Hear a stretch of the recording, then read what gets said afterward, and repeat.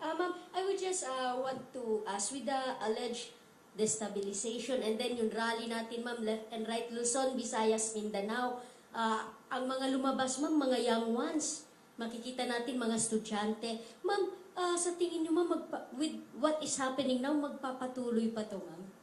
Alam mo, ma'am, yung destabilization, nanggagaling lang naman yan sa administrasyon eh. Wala namang destabilization na nangyayari eh. Nagsasalita lang yung mga tao. At nai-insecure lang o natatakot lang yung administration sa lakas ng boses ng mga tao. Pero sa totoo lang, ma'am, walang nagpaplano ng destabilisasyon. Normal ang pagpapahayag ng isang tao sa kanyang nararamdaman. Ang pansin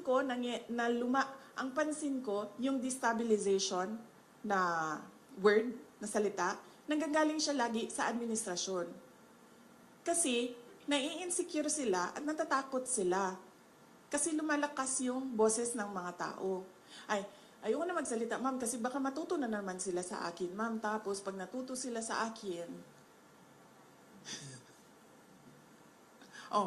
di ba? Meron ba tayong ginagawang destabilisasyon?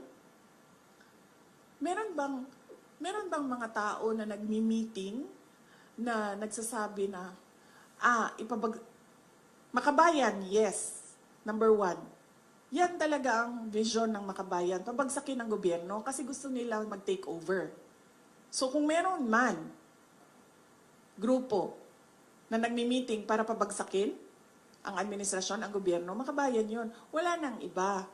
Lahat ng iba dyan, wala nang meeting yan. Nagpapahayag yan sila ng nararamdaman nila ng galit sa pangyayari.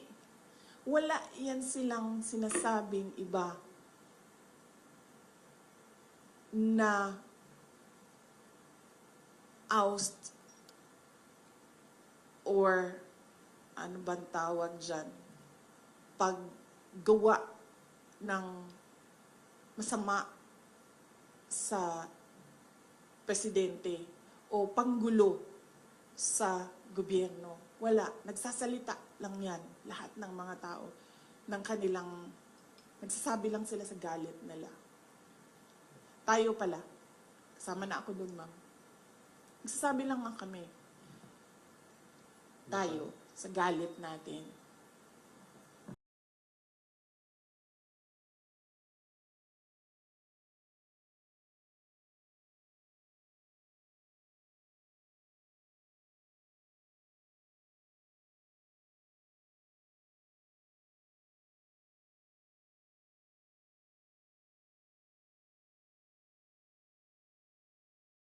I am not a Filipino for nothing. I did what I had to do. And whether you believe it or not, I did it for my country.